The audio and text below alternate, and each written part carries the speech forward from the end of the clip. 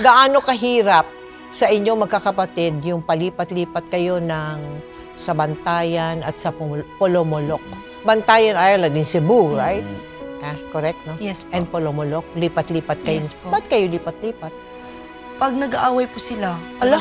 pag for example, away dito, dyan ka na sa nanay mo. Lipat ka naman doon. Punta na sa nanay. Tas, Saan yun? Cebu? Ay, sa Bantayan yun. Tapos mahal na mahal nilang isa't isa talaga, Tita Mel. Pupunta na ng daddy ko, okay na naman sila. Manganak na naman. Manganak na naman. Oo. O kaya Tapos kayo nag-away na naman, punta na naman kami dun sa... Ganun po nangyari sa amin. Pero in a brighter God. side, I've learned how to really adjust. So mas naging, on a positive note, para pong natuto po akong mag-adjust sa bagong environment. Hindi na po, yung kaibigan ko, hindi na kami nagtatagal. Parang ano na, iiwan din naman kita, punta din punta naman. sa kabila. Oo po. Oo nga.